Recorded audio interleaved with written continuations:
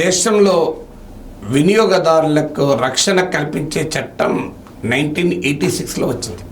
చాలామంది ఇప్పటికీ ఈ చట్టం ఉందని తెలియదు, ఈ చట్టాన్ని ఉపయోగించుకోరు. ఈ చట్టం కింద అపీల్స్ చేస్తే కన్జ్యూమర్ కమిషన్లో, డిస్ట్రిక్ట్ కన్జ్యూమర్ ఫోరంలో, స్టేట్ కన్జ్యూమర్ ఫోరంలో చాలినంత మందిని ప్రభుత్వాలు నియమించకపోవడం వల్ల ఏళ్ల తరబడి కేసులు డ్రాక్ కావడం వల్ల కూడా వినియోగదారులకు ఆసక్తి పోతుంది. బట్ ఇది ఒక సమర్థవంతమైన చట్టం. మన అడపాదడప మీడియాలో చూస్తుంటాం. వెజ్ ఆర్డర్ చేస్తే నాన్ వెజ్ వచ్చినందుకు స్విగ్గీకి ఇంత చార్జ్ చేశారు, కన్జ్యూమర్ ఫోరము ఫైన్ వేశారని పేపర్లో చూస్తుంటాం. మనం ఏదైనా ఒక వస్తువును ఎక్కడైనా కొన్నామనుకోండి, మీకు ప్రాపర్ బిల్లుతో కొన్నామనుకోండి, అది ఆ వస్తువు సరైన క్వాలిటీ లేకపోతే మీరు కన్జ్యూమర్ ఫోరంలో వేసి దానిపైన రిలీఫ్ పొందవచ్చు.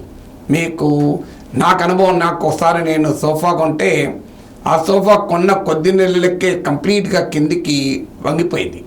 అప్పుడు నేను ఆ ఫర్నిచర్ షాప్ పైన కేసు వేసి కొత్త సోఫా పొందడమే కాదు, నాకు కలిగిన ఇబ్బందికి నష్టపరిహారము, అలాగే నాకు కొత్త సోఫా కూడా వచ్చింది, లాయర్ ఛార్జెస్తో సహా పేమెంట్ వచ్చింది నాకు డిస్ట్రిక్ట్ కన్జ్యూమర్ ఫోరంలో. సో అందువల్ల చాలా పవర్ఫుల్ చట్టం. అయితే ఇప్పుడు ఒక ప్రశ్న మన ముందుకు వస్తుంది. నువ్వు లాయర్ దగ్గరికి పోతావు, లాయర్కు ఫీజు చెల్లిస్తావు, లాయర్ నీకు సరిగా వాదన వినిపించడు, సరిగా సమయం కేటాయించడు, సరైన సర్వీస్ అందించడు.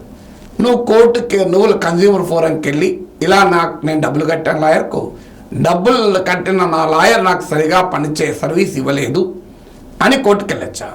ఒక డాక్టర్ దగ్గరికి ఫీజు కట్టి నువ్వు డాక్టర్ దగ్గరికి వెళ్తావు, ఆ డాక్టర్ సరిగా నీకు చూడడు, అప్పుడు నువ్వు కన్జ్యూమర్ ఫోరంకి వెళ్ళవచ్చా? ఎందుకంటే మన దేశంలో డిఫరెంట్ లెవెల్స్లో కన్జ్యూమర్ ఫోరమ్స్ ఉంటాయి. డిస్ట్రిక్ట్ కన్జ్యూమర్ ఫోరం ఉంటుంది, స్టేట్ కన్జ్యూమర్ ఫోరం ఉంటుంది, national consumer dispute redressal commission అని జాతీయ స్థాయిలో ఉంటుంది. సో ఆయా కేసుల స్థాయిని బట్టి ఈ లెవెల్కి ఎక్కడైనా పోయి నువ్వు వేయచ్చు.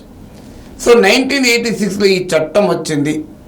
ఈ చట్టం వచ్చిన తర్వాత 1996లో 1996లో VP Indian medical association versus VP Shantha కేసులో సుప్రీంకోర్టు ఒక డాక్టర్కు పేషెంట్ ఫీజు చెల్లించి సర్వీసు పొందితే ఆ సర్వీస్ కనుక సరిగా లేకపోతే కన్జ్యూమర్ ప్రొటెక్షన్ యాక్ట్ కింద రిలీఫ్ పొందవచ్చు అని తీర్పు చెప్పింది 1996లో సుప్రీంకోర్టు.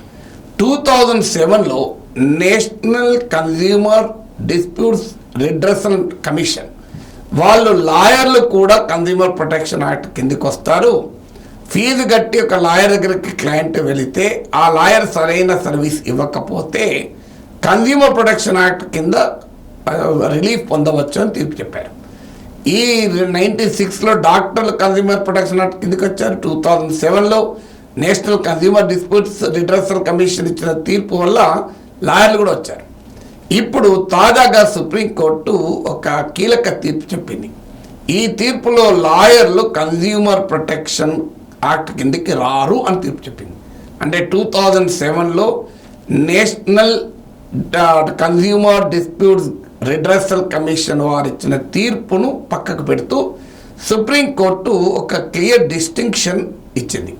కానీ లాయరు లీగల్ రిప్రజెంటేషన్ అనేది యునీక్ సర్వీస్ కనుక ఇది నార్మల్గా ఒక డబ్బులు ఇచ్చి సర్వీసు పొందాము కదా అనే కన్జ్యూమర్ ప్రొటెక్షన్ యాక్ట్ కిందికి రాదు అని తీర్పు చెప్పింది. ఈ తీర్పే కాదు, 1996లో VP Shantha Indian medical association versus VP Shantha కేసులో సుప్రీంకోర్టు ఇచ్చిన తీర్పును కూడా లార్జర్ బెంచ్కు రెఫర్ చేయాలి అంటూ చీఫ్ జస్టిస్కు సుప్రీంకోర్టు బెంచ్ నివేదించింది. అందువల్ల రేపు బహుశా డాక్టర్లకు కూడా ఈ తీర్పు ఈ లాజిక్ ఎక్స్టెండ్ చేస్తే డాక్టర్లు కూడా కన్జ్యూమర్ ప్రొటెక్షన్ యాక్ట్ కిందికి రారు. సుప్రీంకోర్టు ఈ తీర్పులో చెప్పింది ఏంటంటే ఒక ప్రొఫెషనల్ వేరు, బిజినెస్ వేరు. ఒక డబ్బులు కట్టి ఒక బిజినెస్లో నీవు ఒక వస్తువు కొన్నావు, బిజినెస్లో కొన్నప్పుడు దానికి ఉండే నిర్వచనం వేరుంటుంది, ప్రొఫెషనల్ సర్వీస్కి ఇచ్చే నిర్వచనం వేరుంటుంది. ఈ డిస్టింక్షన్ సుప్రీంకోర్టు క్లియర్ చేసింది. అంటే ఈ డిస్టింక్షన్ ప్రకారము లాయర్లు, డాక్టర్లు, ఇంకా ఏ ప్రొఫెషనల్స్ వస్తారో చూడాలి. ఎందుకంటే ఇది చాలా ఇంపార్టెంట్ జడ్జిమెంట్. నేను డబ్బులు కట్టి ట్యూషన్ పోతాను, నాకు సరిగా పాఠాలు చెప్పలేదు అనుకోండి, నేను కన్జ్యూమర్ ఫోరంకి వెళ్ళవచ్చా?